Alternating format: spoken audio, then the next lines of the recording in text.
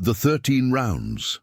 The cattle car's brakes screamed against frozen rails as Sergeant William Hayes pressed his face to the small window, watching the Belgian countryside slide past in the grey December light of 1944. 3 days since his B-24 had gone down over the Ardennes. 3 days of walking through snow with a dislocated shoulder and the bitter taste of failure coating his tongue like metal shavings. Now the train was slowing, and through the gaps between wooden slats he could see watchtowers rising against the winter sky like skeletal fingers. The smell hit him first when the doors groaned open, not the expected stench of overcrowding and despair, but something that made his empty stomach clench with recognition. Coffee, real coffee, not the chicory substitute they'd been drinking in England. The aroma drifted from somewhere beyond the barbed wire, mixing with wood smoke and the sharp bite of December air in the Belgian hills. Raus! Schnell! The guards herded them across a courtyard where frost crunched underfoot, past buildings that looked more like a rural school than the hellish prison camp Hayes had been steeling himself to face. One guard, barely 20, with pale eyes and a Walther P-38 at his hip, paused to help an older American airman who stumbled on the uneven ground. The gesture lasted only seconds, but it lodged in Hayes's mind like a splinter. In the processing room, a German clerk with ink-stained fingers asked routine questions in careful English while filling out forms with meticulous precision. Name, rank, serial number, home state. When Hayes mentioned Utah, the clerk looked up with unexpected interest. Utah? I have read about your Mormon settlements. Very, how do you say, industrious people, yes? Hayes nodded, thinking of his grandfather's stories about building the railroad through mountain passes, about invention born from necessity and isolation. The clerk made a note in the margin of the form, and Hayes caught sight of other annotations, small observations about prisoners' backgrounds, their trades, their specialties. These Germans were paying attention to details that military doctrine said shouldn't matter to captors. They led him to a barracks that smelled of pine soap and tired men. The bunks were arranged with German efficiency, but someone had carved playing cards from scraps of wood, and a checker set sat on a table made from ammunition crates. Through the windows, Hayes could see other prisoners working in what looked like a machine shop, their movements too purposeful for forced labor. Staff Sergeant Mike Torres, a waist gunner from Phoenix, slumped on the bunk next to Hayes's assigned spot. His left arm hung in a makeshift sling, and his eyes held the hollow look of a man who'd counted his remaining rounds and found them wanting. "They got you with a high power, didn't they?" Torres said, without preamble. "Could tell by how you favor that shoulder. 13 rounds in the magazine. Twice what our boys are carrying. German officer emptied half his clip into our engine before we even knew he was there." Hayes had never heard the term high power, but something in Torres's voice suggested it mattered. In the briefings back in England, they'd been told to expect standard German sidearms, 8 rounds maximum, inferior engineering, weapons of a desperate nation running short on everything that mattered. But 13 rounds changed the mathematics of a firefight in ways that made his training feel suddenly obsolete. That evening, as the sun set behind the wire and cast long shadows across the compound, Hayes learned about the rhythms of this place. Roll call at dawn and dusk, work details sorted by specialty, meals that arrived with suspicious regularity. The guards moved with the tired efficiency of men who'd been here long enough for routine to replace ideology, and their weapons, those strange, elegant pistols, seemed less like instruments of oppression than tools of a job they'd grown weary of performing. The coffee came with dinner, real coffee, black and bitter and better than anything Hayes had tasted since leaving the States. As he lifted the tin cup to his lips, he caught the eye of the young guard from the courtyard who was watching the American prisoners with something that might have been curiosity rather than contempt. The first sip burned his tongue and made his hands shake slightly, whether from caffeine or the realization that nothing about this place matched what he'd been taught to expect. In his jacket pocket, folded small and tight, lay his mother's last letter, written in her careful hand and mailed to his base in England 3 weeks earlier. She'd mentioned rationing, about how real coffee had become a memory in Salt Lake City, about neighbors making do with dandelion roots and hope. Here, behind German wire, the coffee tasted like abundance. If stories like this make you question what you'd do in someone else's boots, tell us in the comments how you imagine you'd react in this camp, and stay with us for the next chapters. How do you hold on to what you were taught when your eyes show you something different? The machine shop hummed with purposeful activity that reminded Hayes of his father's workshop back in Ogden, where Mormon ingenuity had transformed scrap metal into tools that lasted generations. Here, under German supervision, American prisoners bent over lathes and workbenches, manufacturing parts for equipment Hayes couldn't identify. The work assignments he learned weren't random. The Germans had matched skills to tasks with an efficiency that suggested they understood their captives better than the captives understood themselves. Obergefreiter Klaus Müller, the pale-eyed guard from the courtyard, supervised Hayes's work detail with a combination of strictness and surprising technical knowledge. When Hayes struggled to adjust an unfamiliar machine, Müller demonstrated the proper technique with hands that moved like those of a craftsman, not a soldier. "Your American tools. They are good," Müller said in his careful English. "But different thinking, yes? In Germany, we solve the problem. How do you say, from the inside out?" Hayes found himself studying Müller's sidearm during these conversations, noting details that his briefings had missed. The pistol's profile was unlike anything he'd seen, sleeker than a Colt 45, larger than the German Lugers he'd expected. When Müller noticed his attention, the young German's expression grew thoughtful rather than suspicious. "This weapon, it has an interesting story," Müller said, his hand resting on the holster. "Made by a man who understood that soldiers die not from lack of courage, but from lack of bullets when courage is not enough." The comment lodged in Hayes's memory like a piece of shrapnel. That evening, during the quiet hour before lights out, he found Torres sitting by one of the windows, staring out at the Belgian hills, where snow fell in the darkness beyond the wire. "Tell me about this high power," Hayes said. Torres looked up, his expression shifting between exhaustion and something like professional respect. "Browning high power. American-designed, Belgian-made, German-used. 13 rounds in the magazine when our boys are still carrying 8-shot 45s. Your boy Browning figured out how to stagger cartridges in a double-column magazine without making the grip too wide. Revolutionary, if you think about it." "Browning? Like the machine gun?"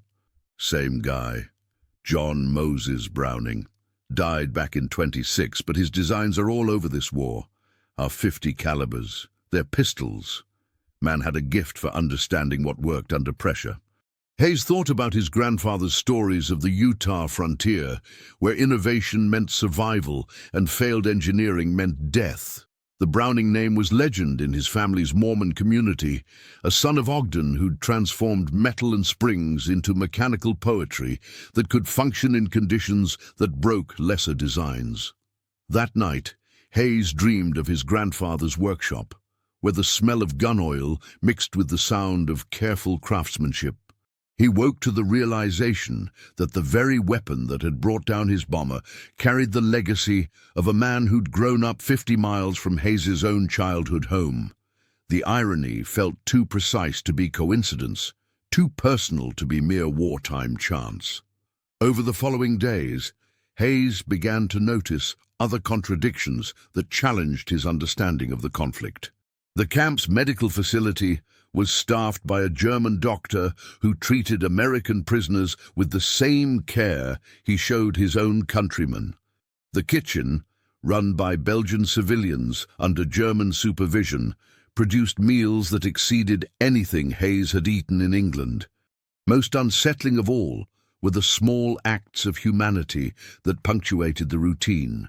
Guards sharing cigarettes, medics working past their shifts, administrators who asked about families back home with what seemed like genuine interest.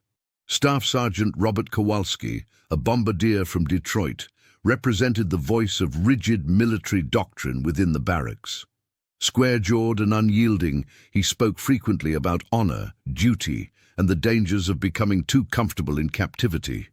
"They're softening us up," Kowalski declared during one evening discussion, "making us forget who we are, what we're fighting for. Every time you accept their coffee, every time you smile at their guards, you're betraying the boys who died getting you here." Hayes wanted to argue, but found himself uncertain of his ground. The letters from home, when they arrived, painted pictures of sacrifice and rationing that made the abundance of the camp feel like a moral puzzle he couldn't solve. His mother wrote about meatless days and victory gardens, about neighbors whose sons hadn't come home. Meanwhile, Hayes worked in a heated workshop, drank real coffee, and found himself looking forward to conversations with a German guard who spoke knowledgeably about engineering and seemed genuinely curious about American industrial methods. The contradiction crystallized one afternoon when Muller showed Hayes a technical manual for the high power, its pages filled with diagrams and specifications that revealed the elegant solution to a problem Hayes hadn't known existed. Browning's double-column magazine design was a masterpiece of mechanical efficiency, but it was being used to kill American airmen over European cities. "Your countryman, this Browning," Muller said, tracing the pistol's outline in the manual. "He understood that war is won by the soldier who can fire one more shot when the enemy's gun goes silent. Very American thinking, yes? Always one more round, always one more chance." That evening, Hayes wrote his first letter home since capture, carefully censored words that couldn't convey the complexity of what he was experiencing. How could he explain that his captors carried weapons designed by a Mormon inventor from Utah? How could he describe the strange mixture of respect and resentment he felt toward the elegant engineering that had contributed to his predicament? The questions multiplied faster than answers, each day adding weight to doubts he couldn't voice.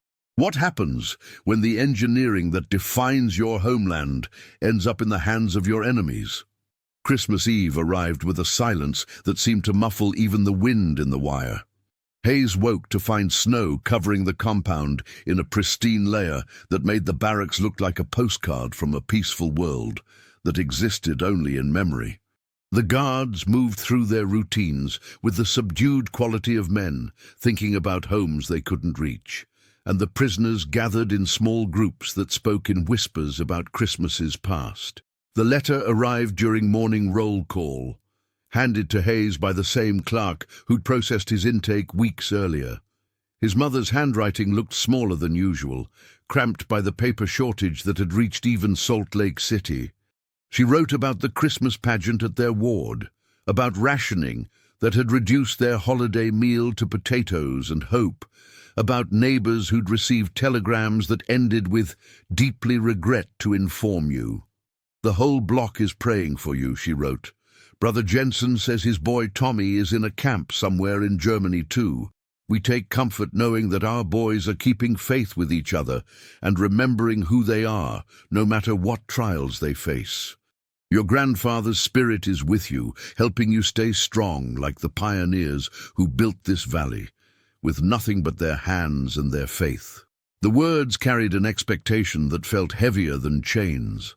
Hayes folded the letter carefully and slipped it into his pocket, where it pressed against his ribs like a splinter of home that couldn't find comfortable lodgment in his changing reality. That afternoon, Dr. Gert Richter, the camp's medical officer, made his weekly inspection of the workshop, checking for injuries and signs of malnutrition with the thoroughness of a man who took his responsibilities seriously, regardless of the nationality of his patients. When he paused at Hayes's workstation, their conversation drifted toward the technical challenges of manufacturing precision parts without proper equipment. "You understand machines," Richter observed. "This is good. Machines are honest.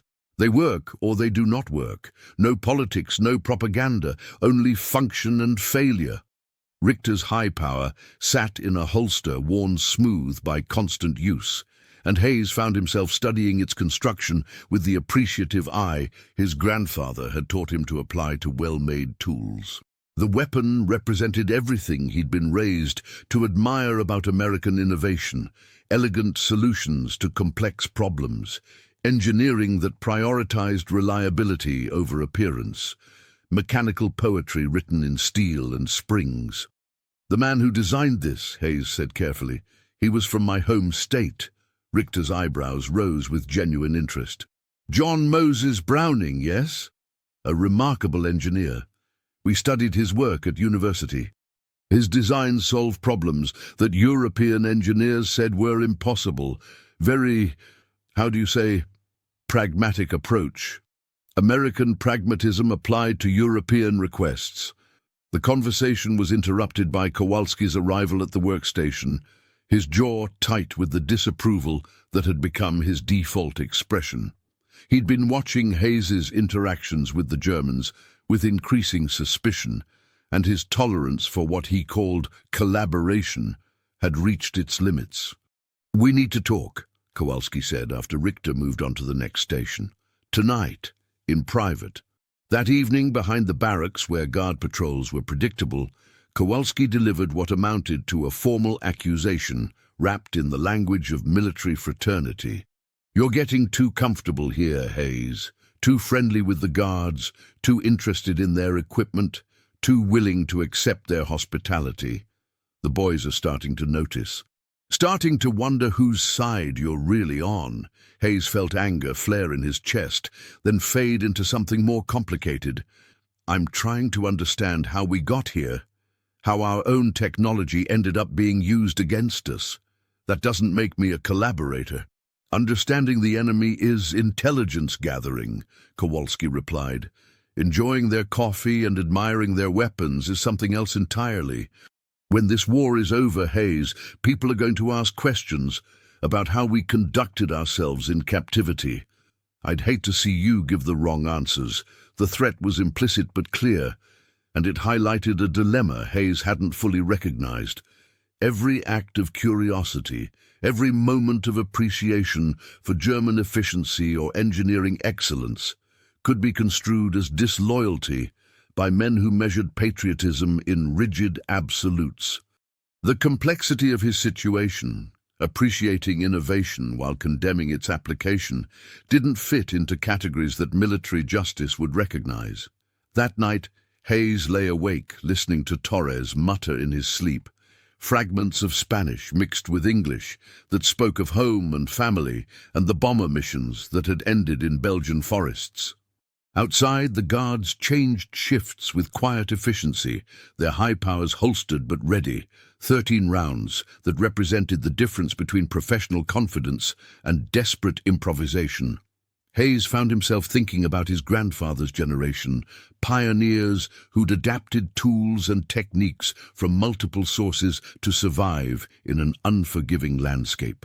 They'd borrowed innovations from Native Americans, Mexican craftsmen, and European immigrants, without considering such adaptation a betrayal of their Mormon identity.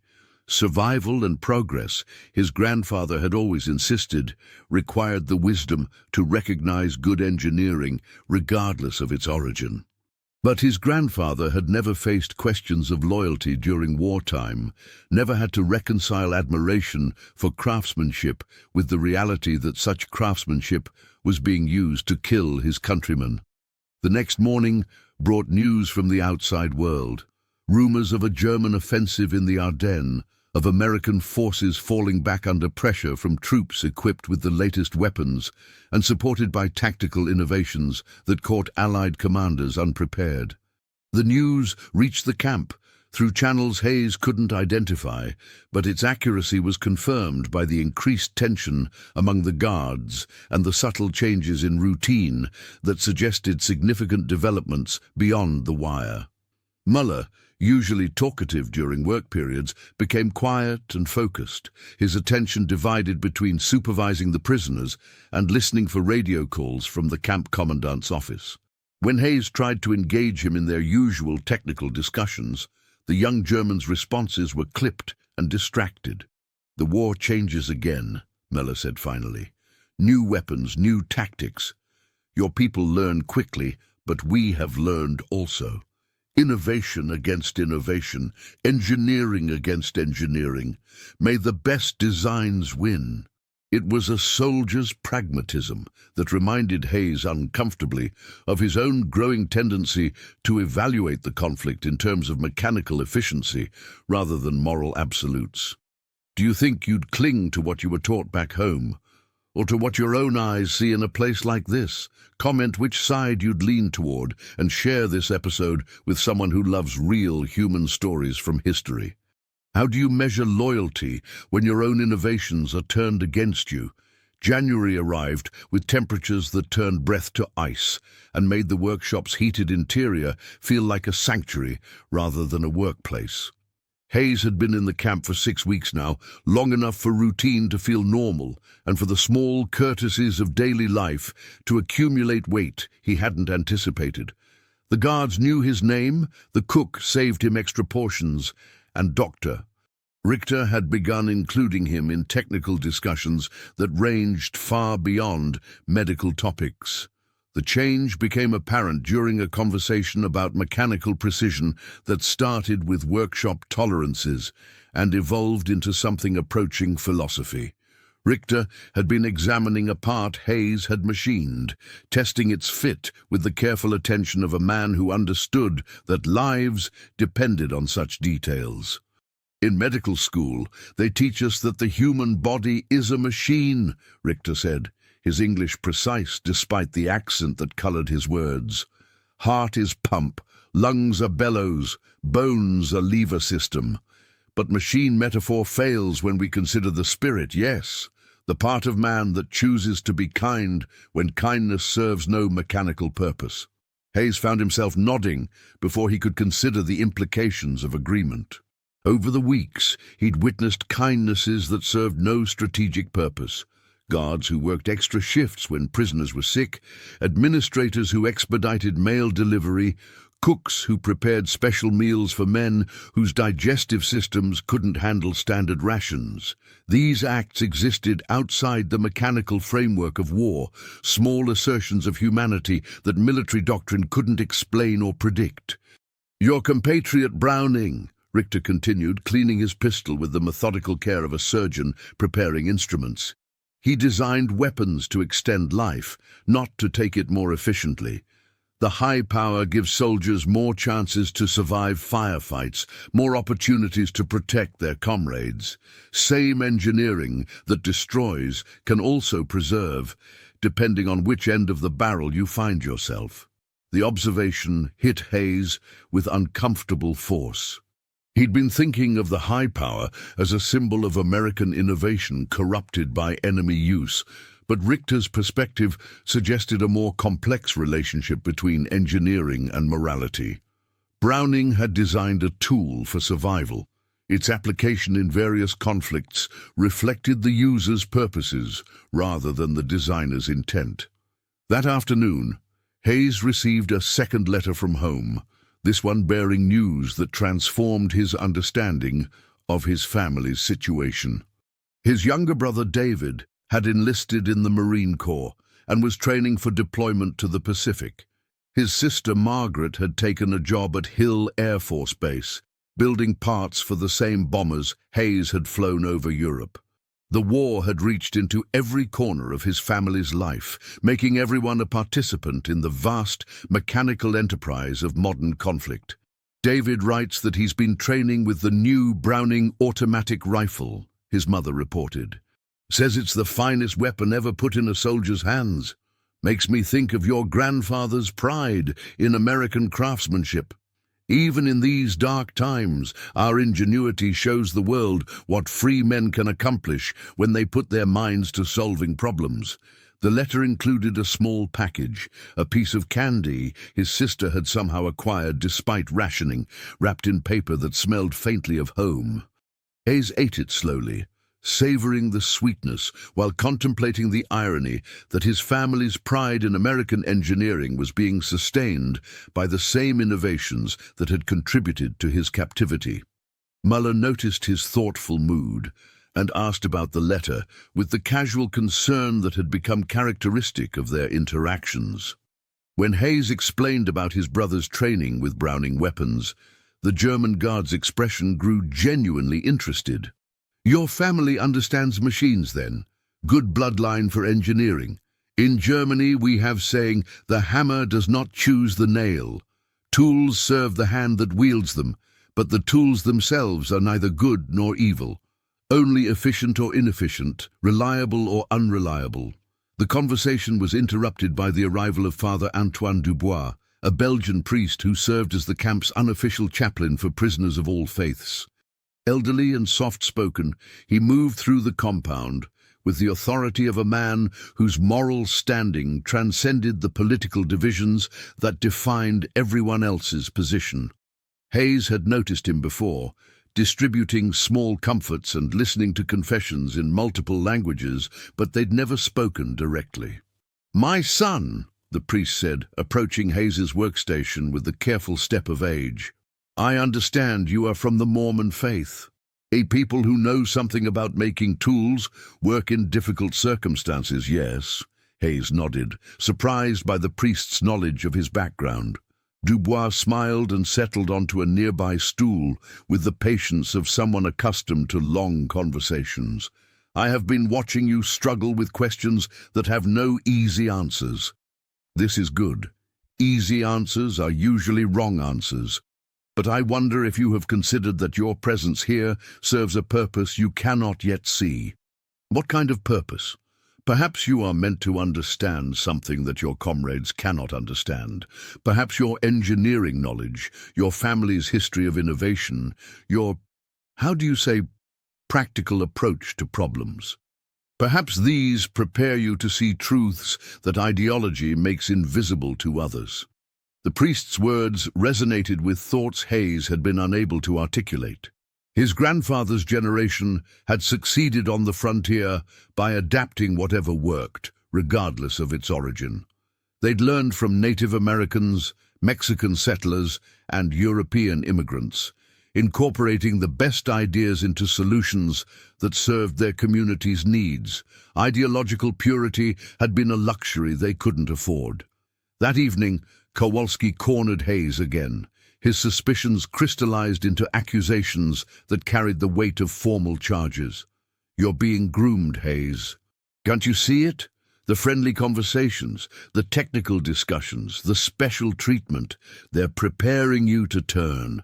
When the war's over, they'll point to your cooperation as evidence that American prisoners could be bought with coffee and kindness." Hayes felt the truth of the accusation, even as he recognized its incompleteness. Yes, he was being influenced by his experiences in the camp. Yes, his understanding of the conflict was becoming more complex than military doctrine allowed. But the influence ran deeper than mere propaganda. It was challenging fundamental assumptions about engineering, morality, and the relationship between innovation and its applications. "I'm not collaborating," he replied. "I'm trying to understand how we got here.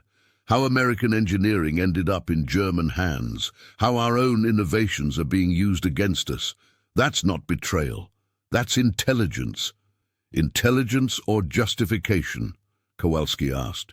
"Because from where I sit, you're starting to sound like a man who's forgotten which side he's supposed to be on." The accusation stung because it contained a grain of truth Hayes couldn't deny. His loyalties hadn't changed, but his understanding of what loyalty meant in a complex world had evolved beyond the simple formulations of his military training. The question was whether such evolution represented growth or corruption, and whether the distinction mattered to the men who would judge his conduct after the war. Late that night, Hayes examined his reflection in the small mirror above his bunk, searching his face for signs of the transformation Kowalski claimed to see. He looked thinner, more thoughtful, less certain than the airman who'd climbed into a B-24 bomber 2 months earlier. But whether that change represented wisdom or weakness remained a question he couldn't answer. Could you maintain your principles while admitting that your understanding of them was incomplete? The breakthrough came on a Tuesday morning in February when Hayes discovered Dr. Richter in the camp's small library, reading a technical manual that bore the unmistakable typography of American military publications. The doctor looked up as Hayes entered, and for a moment neither man spoke. Then Richter closed the manual and gestured to the chair across from his table. "I think it is time we spoke honestly about what you have been observing here," the doctor said, "and what it means for the choices you will face when this war ends."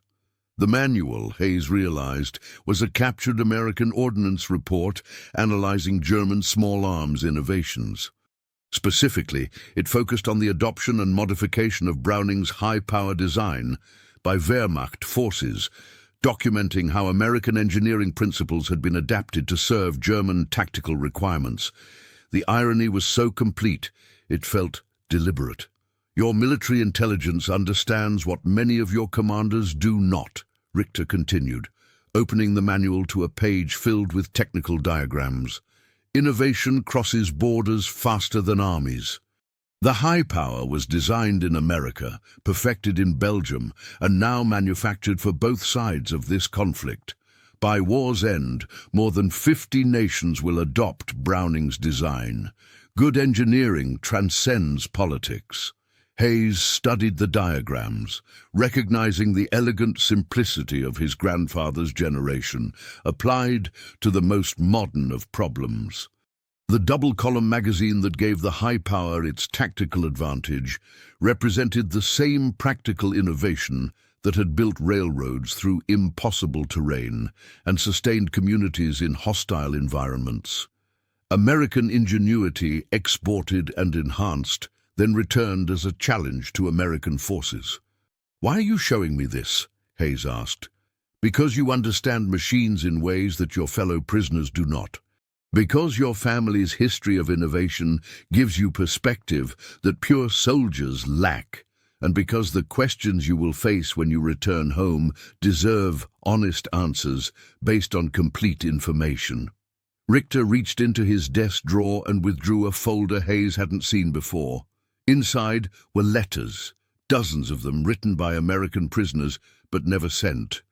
Hayes recognized some of the handwriting: Torres's careful script, Kowalski's aggressive pen strokes, his own tentative attempts to explain the unexplainable to his mother. "We read all correspondence, of course. Censorship is required. But these letters, they were never intended for censorship. They were written by prisoners who needed to process experiences that had no framework in their training. Letters to family members who could not understand. Letters to themselves, trying to reconcile what they believed with what they had witnessed." Hayes opened one of his own unsent letters, written during his 3rd week in the camp. The words reflected confusion and conflict that seemed naive from his current perspective. "Mother, I don't know how to explain this place. The guards aren't monsters. The food is better than what we ate in England. I sleep in a heated barracks and work in a machine shop that reminds me of grandfather's workshop.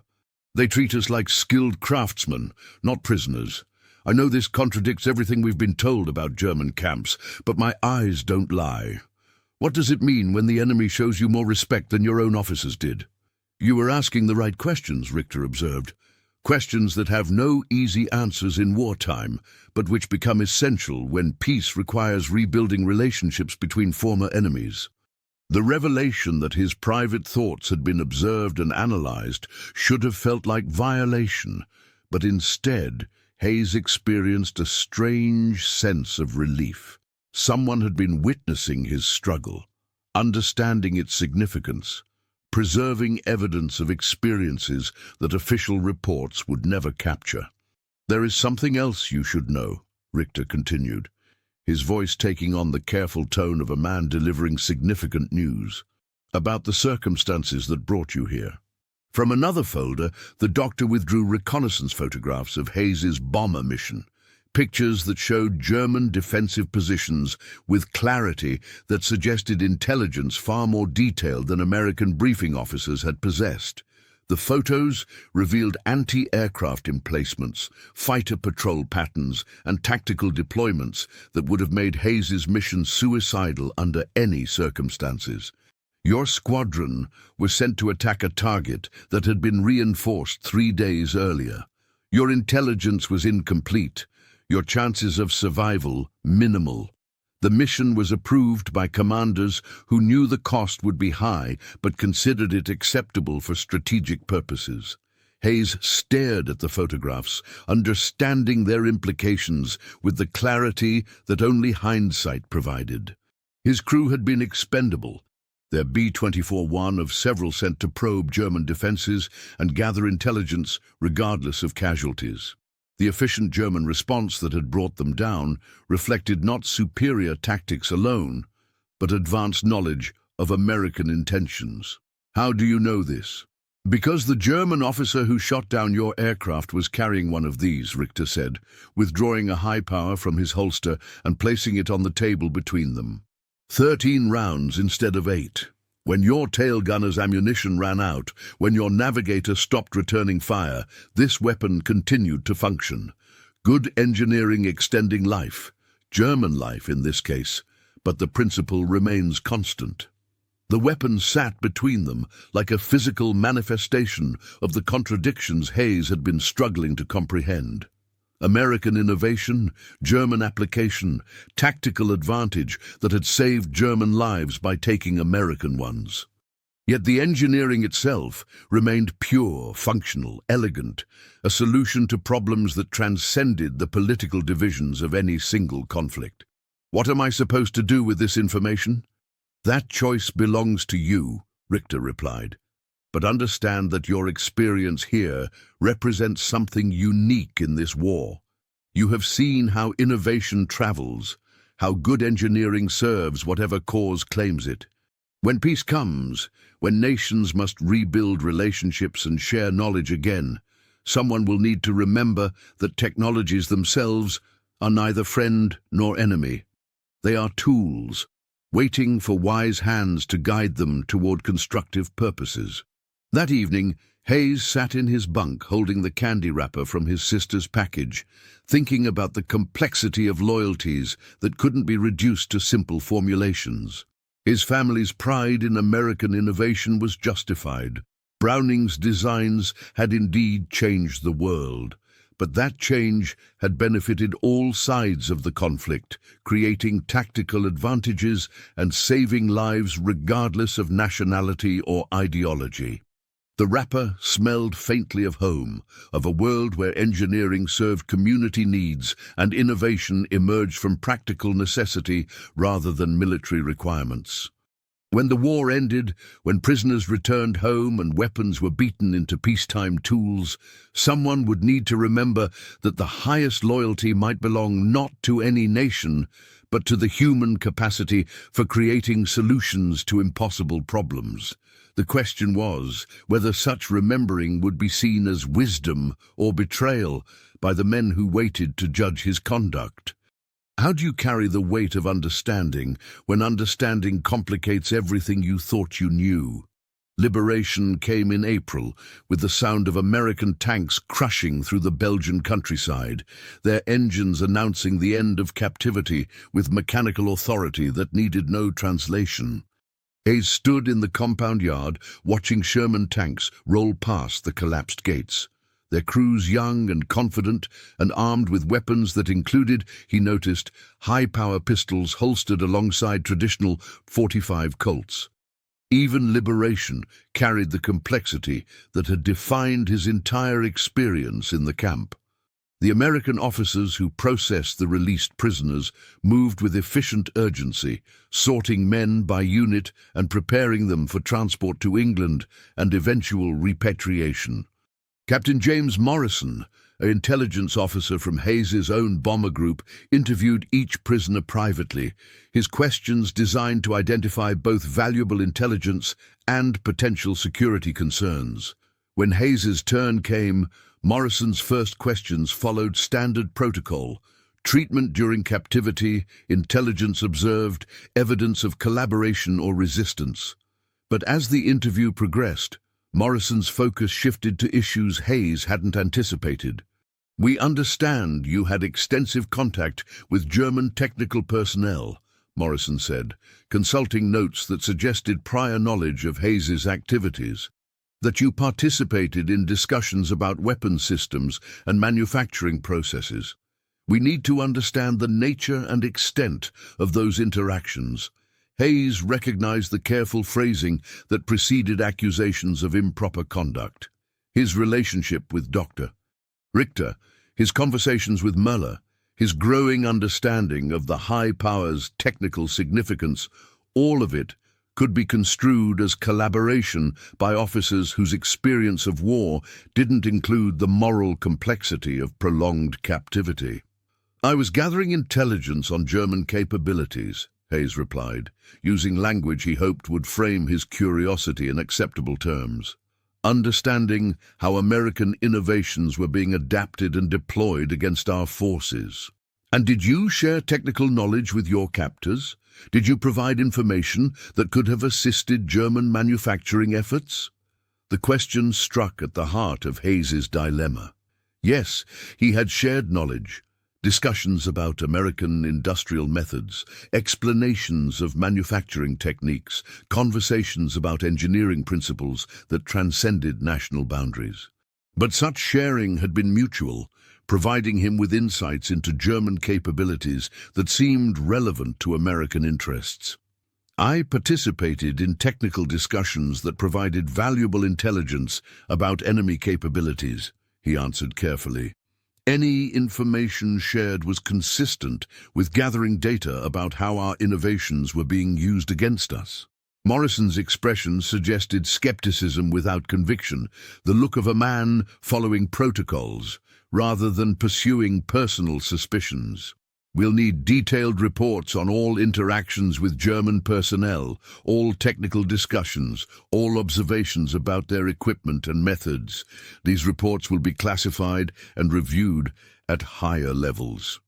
That evening, in a hotel in Brussels, where former prisoners awaited transport to England, Hayes began writing the most difficult document of his military career. The report demanded precision about events that defied simple categorization, clarity about relationships that had evolved beyond the boundaries of normal captor-prisoner dynamics. How could he explain Dr. Richter's kindness without suggesting inappropriate fraternization? How could he describe his appreciation for German efficiency without appearing to approve of enemy methods? Torres, recovering in the room next door, provided a perspective that complicated Hayes's task. The bombardier had spent his captivity focused on resistance and escape, maintaining psychological distance from his captors through stubborn adherence to military doctrine. His experience represented the expected model of prisoner conduct: respectful but uncooperative, observant but uncommitted. "You're overthinking this, Hayes," Torres said as they waited for dinner in the hotel's dining room. "Write what happened, file the report, and let the intelligence officers decide what matters. Your job was to survive and observe. You did both. Everything else is someone else's problem." But Hayes knew the simplification couldn't resolve his deeper concerns. Survival and observation had led to understanding, and understanding had created moral obligations that extended beyond filing reports and following orders. Dr. Richter had shown him evidence of American tactical failures, had revealed the global nature of technological innovation, had challenged assumptions about enemy motivations that seemed relevant to post-war planning. Such knowledge carried responsibilities that military protocols didn't address. 3 weeks later, in a debriefing facility outside London, Hayes faced a review board that included intelligence officers, psychiatrists, and officials whose exact roles remained unclear. The questions focused less on his technical observations than on his psychological state, his loyalty assessment, his readiness for return to civilian life. The assumption seemed to be that prolonged captivity inevitably compromised a soldier's judgment, making his observations suspect regardless of their accuracy. Colonel Patricia Brennan, the board's senior intelligence officer, asked the question Hayes had been dreading. "Sergeant Hayes, do you believe your captivity experience has altered your perspective on enemy capabilities or intentions in ways that might affect your loyalty to American interests?" The question demanded honesty that could be interpreted as evidence of psychological compromise. Hayes chose his words carefully, trying to balance truth with acceptable framing. "My experience provided insights into how rapidly technological innovations spread between combatant nations," he replied. "Understanding these patterns seems relevant to post-war planning and future security considerations. I believe American interests are served by accurate assessment of both our capabilities and our vulnerabilities. But has your experience created any sympathy for enemy positions or methods that concerns you?" There it was, the question that cut to the center of his dilemma. Sympathy suggested emotional compromise, but understanding transcended emotion. Hayes had witnessed efficiency, innovation, and humanity among his captors, but such observation didn't constitute approval of German political objectives or military actions. "I've gained respect for the professionalism and technical competence of individual German personnel," he answered. "But such respect doesn't extend to approval of German political objectives or military aggression. Understanding enemy capabilities improves our ability to counter them effectively." The review board's final assessment classified Hayes as psychologically stable, but recommended continued monitoring for signs of inappropriate identification with former captors. His technical observations were deemed valuable enough for inclusion in classified reports, but his personal judgments were marked with caveats that suggested official skepticism about their reliability. 2 months later, on a train crossing the American Midwest toward his family's home in Utah, Hayes carried a collection of contradictions that felt heavier than his military kit. In his pocket sat a small piece of Belgian chocolate that Dr. Richter had given him during the final days at the camp, a gesture of farewell that violated regulations but expressed human connection that transcended political divisions. The chocolate had melted and reformed multiple times during his journey. Its shape changed, but its essence preserved. His mother met him at the Salt Lake City station with tears and questions that he couldn't answer honestly without destroying her pride in American righteousness. His brother David, home on leave from the Pacific, wore sergeant's stripes and carried stories about Japanese efficiency and innovation that paralleled Hayes's German experiences in uncomfortable ways. The war, it seemed, had taught both brothers that enemies could be competent, professional, and even admirable within their own contexts. But such nuanced understanding found no comfortable place in post-war America, where victory demanded moral clarity that complexity threatened to undermine. Hayes found himself editing his stories, emphasizing hardships while minimizing the humanizing details that had defined his actual experience. The coffee, the kindness, the technical discussions that had challenged his assumptions, all of it became classified not by military regulation, but by social expectation. Years later, working as an engineer for a defense contractor in Salt Lake City, Hayes would encounter high-power pistols in American service, their elegant efficiency adopted by police departments and military units, who valued reliability over ideological purity. Each encounter reminded him of Muller's observation about tools serving whatever hands wielded them, of Dr. Richter's insight about innovation transcending political boundaries. Sometimes, When the afternoon light slanted through his workshop windows at just the right angle, Hayes would remember the smell of real coffee in a German prison camp, the taste of abundance in the midst of war, the complexity of human relationships that existed despite the simple categories of friend and enemy. Such memories carried weight that didn't diminish with time, the knowledge that understanding others didn't require approving their actions, that wisdom sometimes meant carrying contradictions without resolving them. The piece of Belgian chocolate was long gone, consumed during his first week home, but its sweetness lingered in his memory, a reminder that even in the darkest circumstances, small acts of humanity revealed truths that ideology couldn't contain. In the end, Hayes learned, hate was easier to carry than mercy, but mercy proved harder to forget. If this story reminded you that even in the darkest times, small acts of humanity still matter, subscribe to the channel, tell us which country you watch from, and invite someone to revisit history with us in the next story.